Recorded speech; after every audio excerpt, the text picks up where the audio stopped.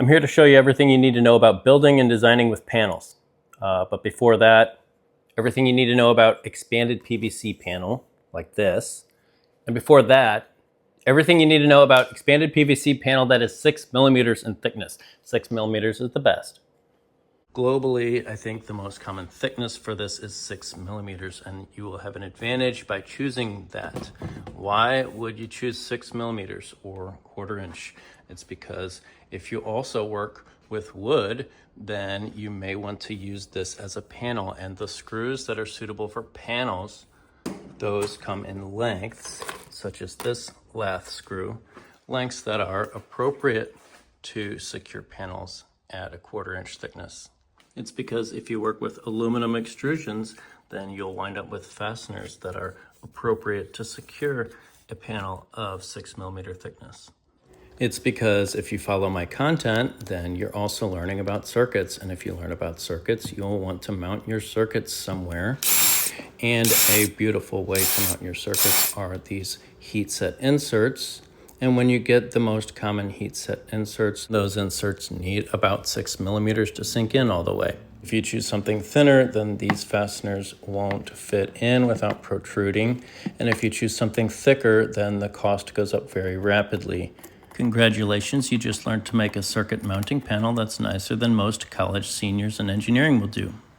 So this expanded PVC is a great instrument for putting together circuit mounting panels quickly and accurately, even if you have a 3D printer. And it is so easy that I will often just whip together a simple plate for working with something sensitive like this LiDAR sensor. Okay, I was going to do a video on panels, and then I thought about it and I realized that we can get the very most high return for your time if I just cover one type of panel. This is expanded PVC. It's a 1/4 inch. That's the most common.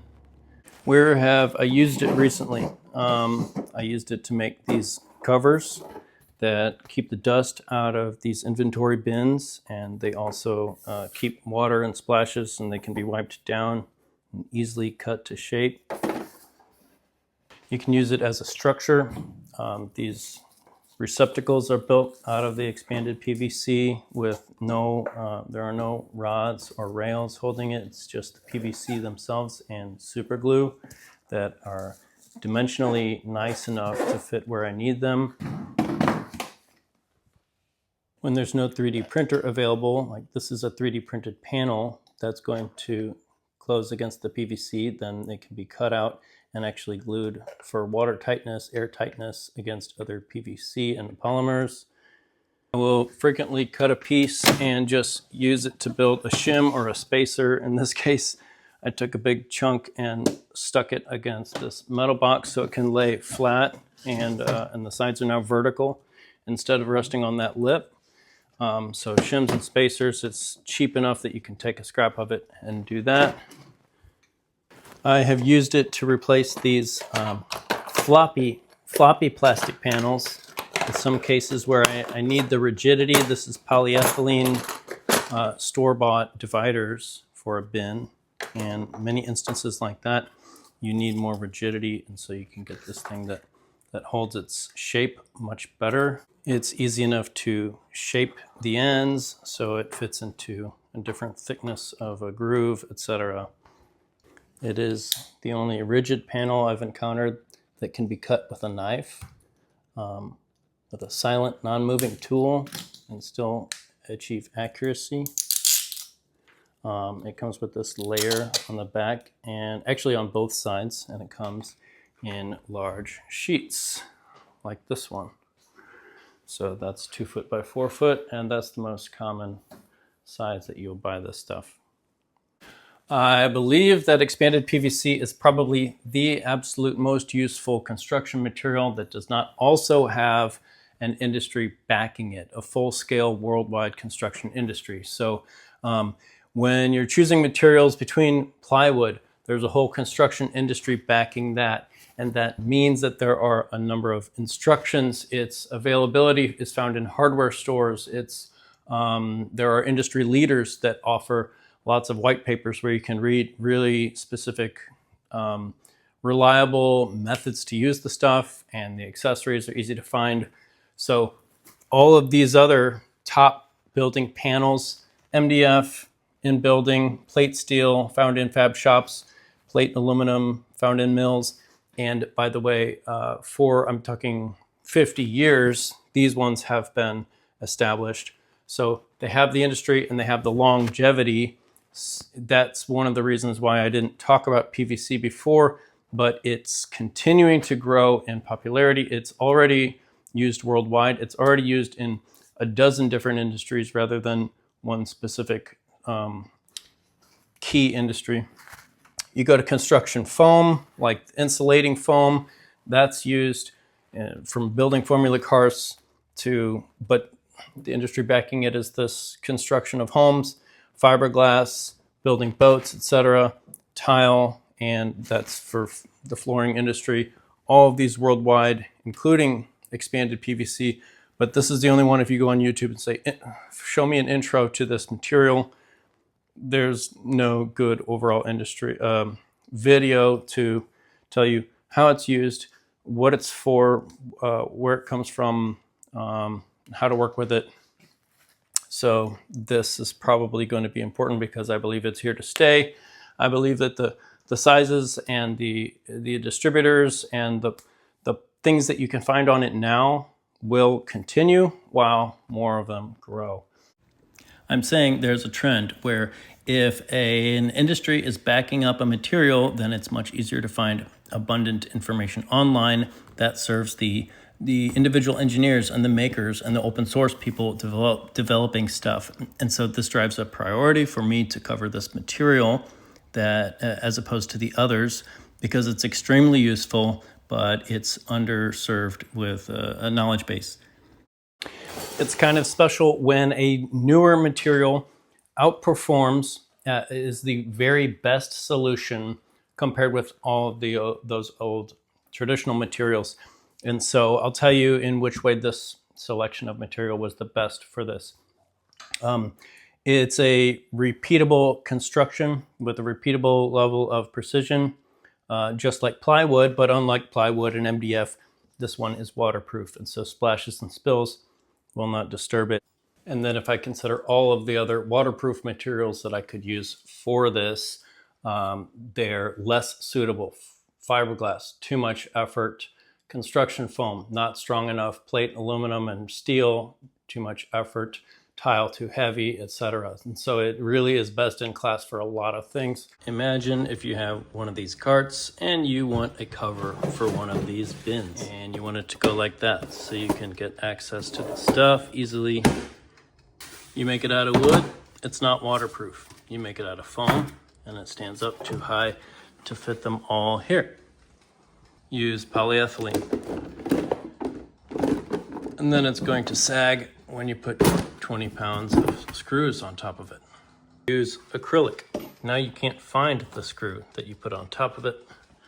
Use carbon fiber. Well, that's actually quite difficult to cut accurately, especially making the hole. Fine, use tile. That's actually tempting, but that's gonna weigh it down too much and it'll make the whole bin rack a little too heavy.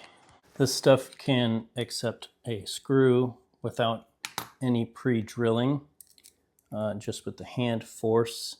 And so that's unique to this polymer. The only next choice would be wood that can do this, but with wood, it's harder to drive the screw in and you risk a splintering or splitting. Countersinking of a screw without any countersinking cutting work. And so the screw can compress itself into that flush surface. If you're choosing between polymers for a panel of some sort, or just for working with in general, and you have access to wood tools, wood processes, you're familiar with wood, acrylic by comparison is more prone to cracking, and the drill bit is very likely to walk because it's a harder surface, and so you need to mark carefully and pre-drill, etc. If you need a hole with a precise dimension to it and a precise edge, then if I'm using expanded PVC, I'm going to use a punch and then make sure you're backing it with something. Then you can make sure that you've gone all the way through. You will get some deviation along the edge, but usually this is still sufficient to use a pass-through connector for making some sort of panel. Working with expanded PVC, you can basically reuse all of your methods and tools from woodworking, but just you're going to need to adjust your technique just a little bit. So I'm taking the edge off of that with a conical bit, a continuous step drill, stepless step drill. And then let's say you're going to pass through, this is a gland, a cable gland for waterproof connections. You can compress this if you have space, then you'll add an O-ring. And if you don't have space, then you can silicone that in. And now we have a removable, compressible waterproof panel pass-through for cables, etc. We used woodworking processes and tools, and which one is the most likely to crack or have a brittle failure. Then polycarbonate is strong, but it's much more brittle. I would say no chance. Acrylic is, yes, you can sometimes use wood tools, but you will face cracking sometimes. And PVC will not crack in any place that wood would not crack.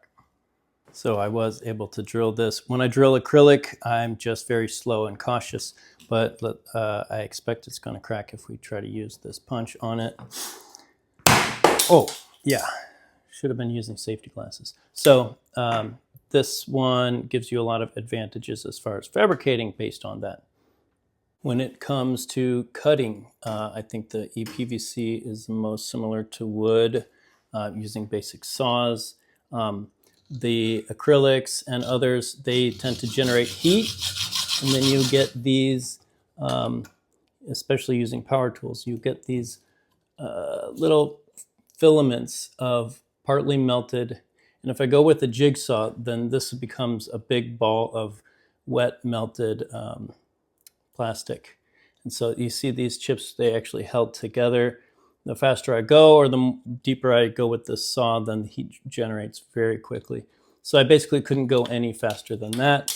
And then on this, it seems to be more resilient against melting. And that's probably because it goes so quickly. I still got that same burr on the edge that I got with the acrylic, but the saw blades move through it quickly enough that it doesn't turn into a real disturbance on cuts. You can see the burr there. Okay, and this can also just be easily trimmed away. Oh, I almost forgot. You can cut this material with no waste, which means everything gets twice as easy when you're marking and laying out things. So compare the expanded PVC to HDPE. If you want to cut this stuff, you're going to need a saw, and you're going to remove a material called the kerf, and that means that if I want a 77 millimeter square, I can draw my first line at 77 millimeters, and I'm going to have to cut and remove all this. So that means if I drew my next square before I cut this, then this one's going to come out too small. Or I can measure the width of this blade for the HDPE. What I would have to do for the same process is I would have to measure my 77 millimeters, and then I would grab this blade on the saw that I'm going to use, and then I would add that blade thickness to this measurement, which is going to be some strange number like 1.8 millimeters, and stuff gets really hard. It stacks up much faster. It's much harder to build when you're removing that material on the kerf. And on this one, I can simply say, I'm going to retain all my material, and then so when I go in to cut this line, I can match it right up in the middle of that lead if I need that precision. And then I can do my first gentle cut. I only missed by, let's say, 0.5 millimeter at worst. So that means my final dimension will come out within 0.5 millimeter. But then we have this waist right here. So when I cut my lines, I'm gonna cut past it and I will lose part of my material here. And we can afford that financially, but it will ruin, if we already started with the dimensions of this board, then we make this deviation here and go beyond, then we have to trim that off and we lose the information about the rest of the material, which we may have wanted for the next step. So it is very possible to drive the knife in here at the corner and then make all of your cuts from there. And I won't make the same harmful cut here at this far edge. And then we ask, well, can I cut this straight enough? Can I hold a knife without some extreme skills? Can I hold the knife vertical enough that we get a true flat cut, perpendicular to the table? And the answer is yes, because with a little bit of practice, or even just putting your intention on getting that result here with the knife, then I'm sure you can get it, and then your parts will balance like this. Well, let's say you need to achieve squareness on your cut, and everything needs to be within 1 millimeter globally. So I'll just set down my panel on the edge of this line, and then I'm automatically getting a reference on the perpendicular line. And then I can see over here at the far edge, I've got a little too much material here. Well, with the with the expanded PVC, I can either mark that or color it, and then I can just take it. So I'm within a millimeter. Now I can say between this corner and this corner, which one is protruding more. I'm doing this without any measurements. I'm just using this visual reference on the table. And then I'll see that this one is further. So this is gonna be the part that needs to be trimmed. This part, I can set my ruler flush with it. And then without measuring anything, I can just eyeball from above to set this ruler. I can set the gap of this ruler to be referenced equal to my edge here and my edge here down on the very far end, down here. Basically, I'm saying with a much longer reference, you can eyeball it from above and get it generally correct, and you'll know you'll be within less than a degree of the perpendicularity you're looking for. That's only possible with the long ruler. It's not very possible with this short square. So now I have this line, which shows me how much material needs to be sanded down or removed. And I can take my 180 grit sandpaper or anything around there, and I can just apply pressure on the front edge. I'm resting the whole panel on the sandpaper, but I'm just putting the pressure at the front edge. And then I can take it down until it makes that line disappear. And that will give me something that is completely flat, still vertical in this direction, and completely perpendicular, this line and this line. So now I'm gonna bond these, because with some PVC glue, they're both compatible. And you can see just the tiniest gap. If I hold them both flat on the table, you can see just the tiniest gap down there near the bottom edge. I can fill that with glue if I don't need the precision, or I can take this piece and file it down if this is the one that's deviating, or I can take this piece and file it down if this is the one that's deviating. Okay, so I just ran a quick trial so I can give you guys a demonstration. It's been curing about 30 minutes to bond the expanded PVC to wood. I did one quick wipe with the purple primer on the PVC, and then a fairly thick one dauber full of the regular clear PVC cement here to bond these two together. And I think that's pretty reliable, mainly because the clear PVC will give you some thickness. So when you have a porous, rough surface like this compared to a flat, smooth one, then you need to be able to fill a little bit of gaps, raise the contact area. And so I'll do two processes here before I tear this apart. Like, it's secure, that's a nice permanent bond. I'm gonna run the router with this curved bit across this edge here. So we'll see if we can get a continuous shaping between the wood and the plastic. And then that's a nice overall mating method between PVC, expanded PVC, and wood.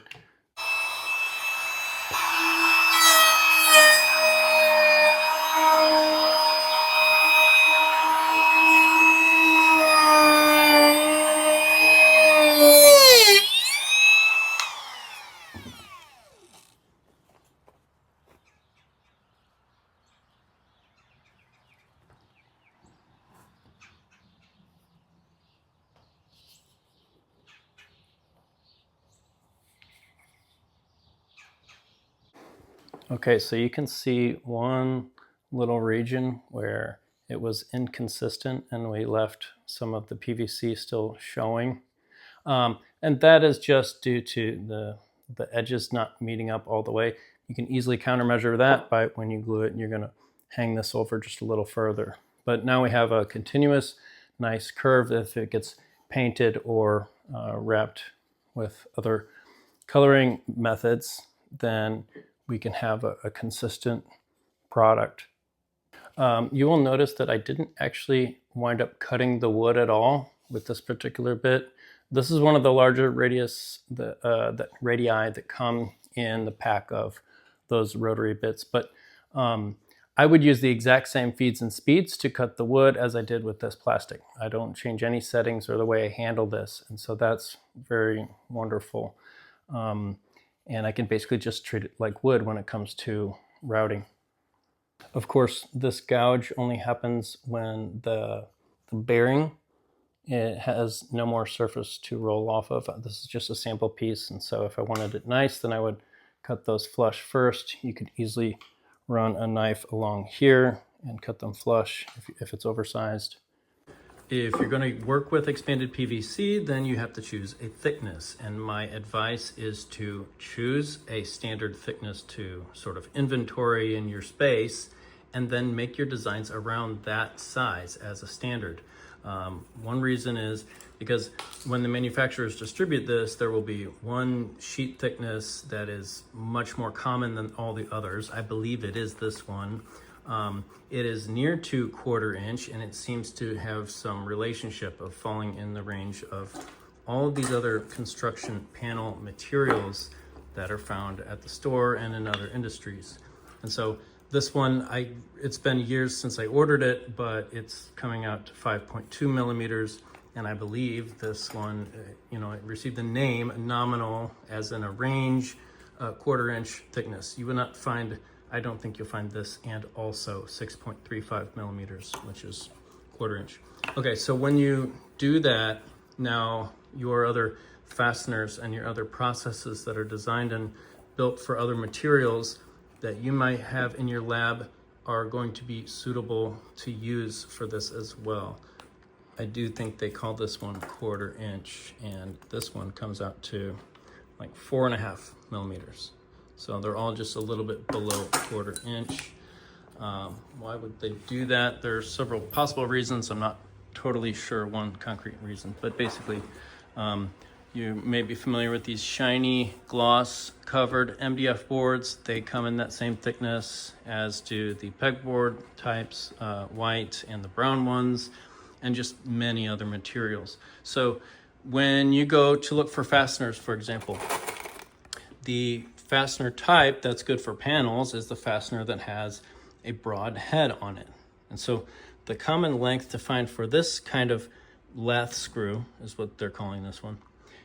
These come in a common length more on the short range, short enough to, okay, I'm gonna pass through one panel and just engage enough threads to secure it into something like wood. So we're not protruding. That's a totally different story. That type of screw comes in different lengths than these other like wood screws, for example. So with the industry knowing that panels are generally around 1/4 inch, this is an example of how that follows into all of the other fasteners, and you'll have a better time not staying aligned with those choices that we make in all the other industries.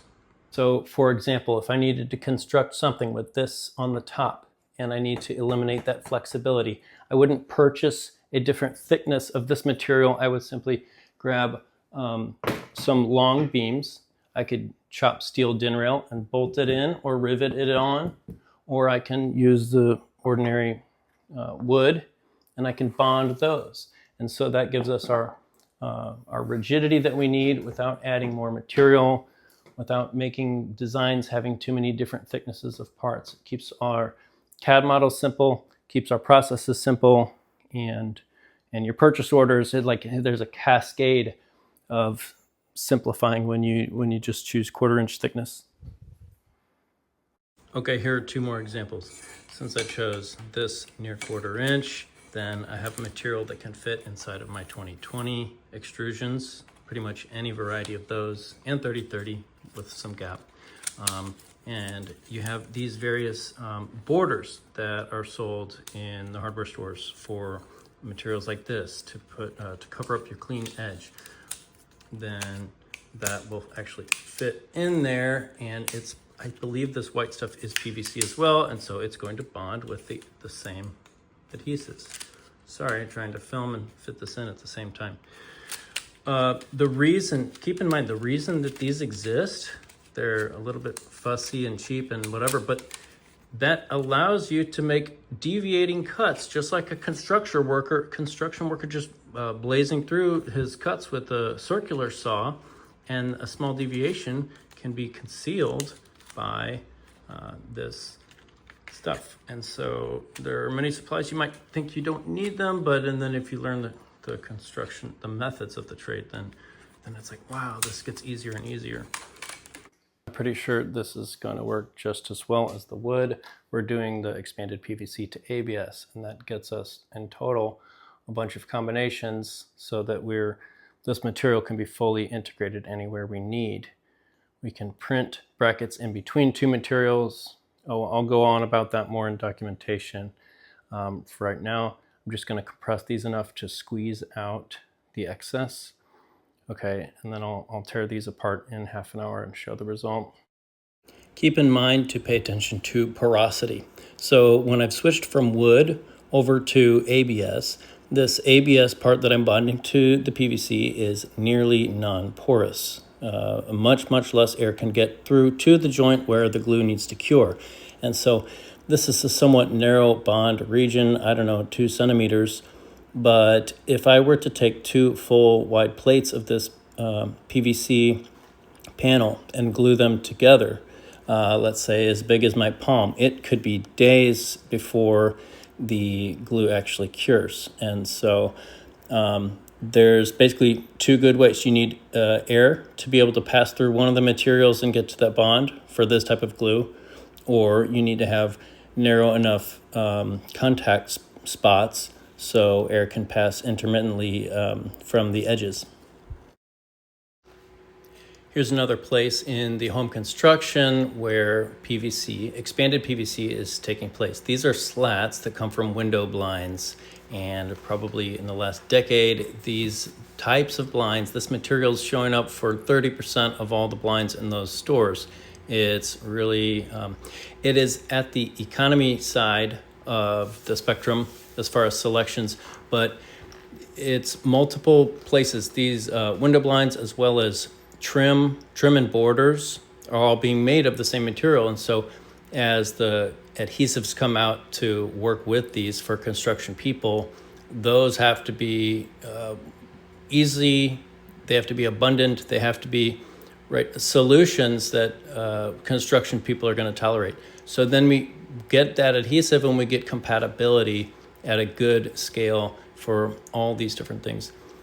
I actually found these window blinds on the curb for free, and I find them there every year. So it's just evidence America is now building homes out of cheap plastic, but it's a good material that I can use for loads of stuff. Okay, so this was, the parts weren't cleaned. I haven't waited 30 minutes, and so very non-optimal conditions, but I'll still pull this apart just to show you. Oh yeah, okay, so we're getting this very permanent, very good bond. If I gave that another hour to cure, I bet that would have sheared off in pieces. So you have the ABS and expanded PVC compatibility beautifully.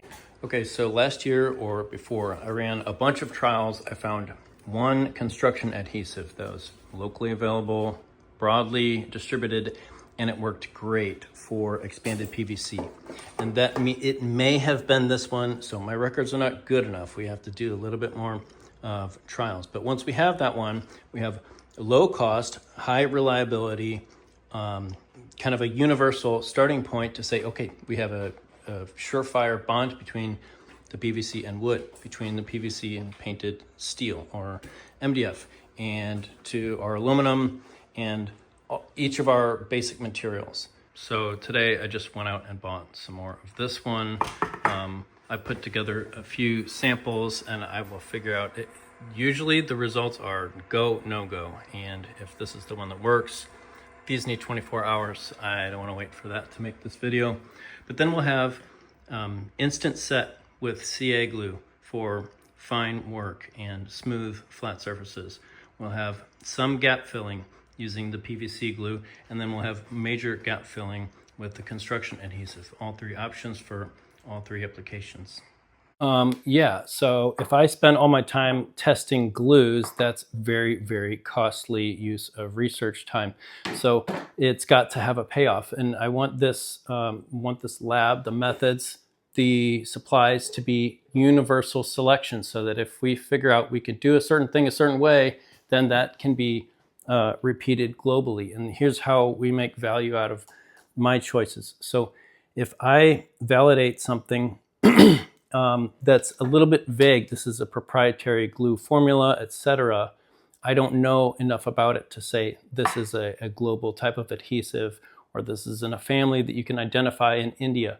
What I can do is I record my part number to my contents when I do tests and post Excel spreadsheets on OpenLab. So this is OpenLab, which we want to have universal, decided, validated building, constructing, designing processes. And then that's all my task is just to include this stuff in my documentation. And then when somebody with expertise in chemistry comes along, they can say, oh yeah, that's the same chemistry found in the other global part number, a global brand. And then we have a solution that's global. And so this is the way that I want to have. I don't need to run every kind of test with every type of chemistry in the world. I'm going to validate parts that I'm using that also trace themselves into whole finished projects and say this is the method that lives inside of that project. This is the part number that lives inside that method. Okay, when it comes to coloring this stuff, yesterday I just ran a quick trial with this paint and primer. Most common in my local store brand and type of paint. It's oil-based, okay, and it has some level of adhesion. You can scratch it off. I don't know what you'll get after 48 hours, but so some level of paintability. More coats will be nice. That scratching, that's mostly just a function of how scratch resistant is my paint. The reason I mention painting at all is because compared with nylon and HDPE, those ones will almost take zero, there's almost zero chance of painting it. The stuff flakes right off as soon as you bend it or impact it. And so we have a better paintability than these common other plastics that are familiar in, let's say, machine shops. What I like to do instead is use these vinyl wraps, which they come in like heavy thicknesses for wall coverings and thin thicknesses just for artsy things. They can be as low as $5 for a roll. That's, I don't know, say 4 meters by 300 millimeter. 30 centimeters, or 1 foot by 12 feet or something. Then we're just going to see what it looks like when I lay it down on this assembly. This one is medium thickness. More thickness will show less detail on your substrate deviations, defects, etc. And this is just the way I left it when I routed it. And so this PVC skin being completely solid, not porous like the interior, that doesn't allow air to pass through, but these coatings do. Most of them have a bottom side. When they're sold as vinyl coatings, vinyl wraps, they have this texture that allows air to pass through, and you can push bubbles out. And so that's, I guess, my favorite way to get this stuff coated. So I'm just gonna pin it down. You can notice I didn't wash my hands, I didn't wash the surface. You can always improve from there and follow more strict procedures. But if you're not handling something and you want to get something looking good, this is an option. Okay, so I'm gonna just tack this down here and then start to warm it up. Once it's warm, then it'll stretch. Once you stretch it and then lay it down, you can then make it shrink back. I just wanted to give a general sense of this because it's a really cool material, but it takes skill and practice. Plenty of documentation online for this. I'm just not very good at it. So if I stretch this over, then you can lift a region and clamp it back down. Boy, my camera's not even giving you a good angle of it, but this is just an example. Okay. Okay, I'll trim this edge and then try to show a closer up view of the texture so you can see how nice or poor it is. So we have untreated wood and untreated panel, and it will accept this stuff. The textured selection of the vinyl helps to conceal defects. And you can see I've got an air bubble, can't quite get that out. So it's beautiful and inexpensive to do this kind of thing, and the PVC is compatible, and that's just really cool. It opens up opportunities. You can see, yeah, it's lifting where I keep on pushing it, and you want to get rid of those edges and gaps before you start laying down the vinyl if you want to make something look nice.